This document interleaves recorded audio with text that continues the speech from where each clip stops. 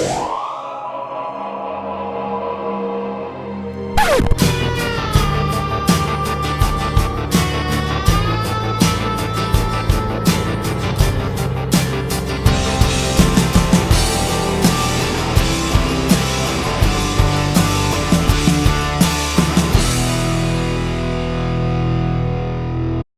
there, it's been a while, and well, if you remember way back, probably just over a month ago now, we went and visited that model shop, but had a bit of a film around, a good chat with the guy, and it was really good fun. Hey Jen, can I help you?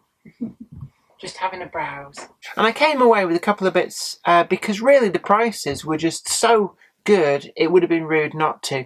And it's been all this time, and I've only now really got round to the time to do box openings and reviews on these. So first up, we've got this J. Skinner wagon. This is the Bachmann 5-plank wagon, and you can see on the end there, catalogue number 37063. And this is a model that came out in the Blue Ribbon range in, I think, about 1997, 1998.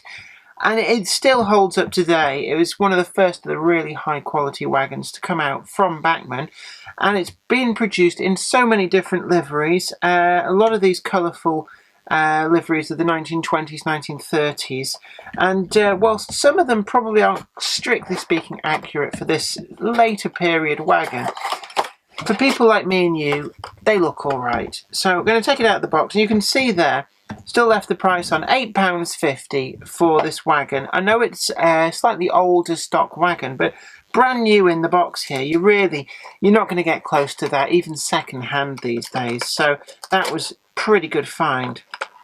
So we're going to take it out of the packaging. We've got the little plastic sheet there, just protecting the inside from rubbing in transit. But really, what is there to say about this? 5-plank open, we've got a really good representation of the planked floor in there, and that is quite nice. So even when you look at it from a distance, it looks alright. The inside painted in this sort of like dark generic wood colour. I think on the real ones they'd have probably looked a lot lighter and faded, but certainly in model form, this darker colour I think works better. We can see the thickness of the moulding. It's quite slender there actually. Real wagons made primarily of wood, so there would have been a bit of a thickness going on there, but that's really come together quite nice. And we've got no bleed over between the colours for the inside and the outside. And when we actually look at the outside, the livery application, it is really crisp, and that's what we expect from the Bachmann wagons, and that's what Bachmann has delivered here with the J. Skinner lettered livery of Melksham. And this is a wagon probably, I'm going to guess, probably suitable for running in the Big Four period. Certainly there, it's got Great Western Railway. So it would be a wagon that was either on hire from the Great Western Railway, or that's really just to differentiate the station that it needed to go back to in Melksham. I haven't looked into that, but it may be that there was something like an LMS or even a Southern Railway station in the same town. So that was really just to allow correct routing of the real wagon. The buffers aren't sprung, but they don't need to be. We've got this wealth of underframe detail. It's an unbraked wagon, as per what the originals would have been, so no vacuum cylinders.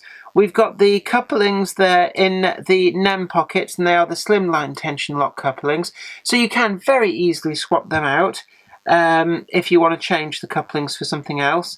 We've got the metal wheels, very free running. They do have these white tyres, and I've seen a lot of people complain that the white tyres, in their view, detract from the look of the wagon, but certainly if it bothers you, an application of weathering will cover that up, or even just a little dab of some matte black paint, so it's not really a big issue. We've got the Bachmann split spoke wheels in there, and we've also got some really nice printing on the wagon's sole bars there, and they would be things like the builder's plates, and possibly, I'm afraid that my eyes aren't very good, so actually I'm going to have to rely on the close-ups that we do to even read that, and that really shows just how good this tempo printing is, that some of this detail is so crisp and so accurate that you actually need a magnifying glass to read it, and that is going above and beyond, and that's something that really, even in model form, if you built these wagons yourself, you really couldn't get that kind of a finish to this standard, it just wouldn't be possible. So really, for what is a mass-produced wagon, this is a superb thing, and I'm a really big sucker for, amongst other things, you all know, pre-grouping liveries, but also anything in green.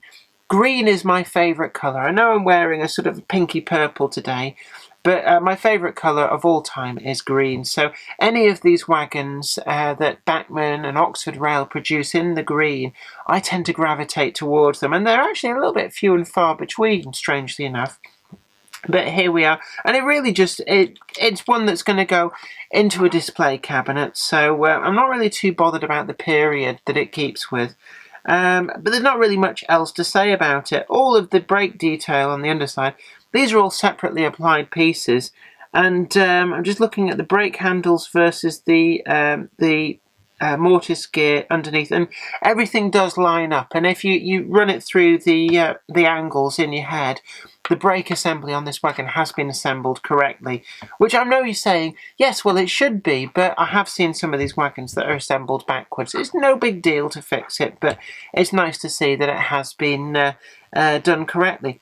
The actual top part of the wagon, all the strapping detail, it's very crisp. There's no, even given how old the moulds must be becoming for these and how many different versions have come out, it still looks as crisp as the days that these first started appearing in the late 1990s. There's nothing much else I can say about this. It's a very simple wagon, yes, but that simple wagon is very well realised. And certainly at the Hobby and Model Centre on Halton Lane in Bolton, the prices he's doing these for, because they are slightly older stock, is really, really favourable. And if you're looking to put together a good collection of these wagons at a reasonable price, certainly some of these shops that don't have quite as much of an internet presence are well worth going and hunting out, because they may still have stuff on the shelf that's a few years old, and because of that huge hike in prices, it's certainly looking very, very favourable now. Anyway, I hope this video has been informative to you. Don't forget to like this video, share it too, and this is me, Jenny Kirk, saying until next time, you take very good care of yourself, and hopefully we'll try and update some of these train videos a little bit more often. The weather certainly out there is a lot nicer, so I really should get the Garden Model Railway running.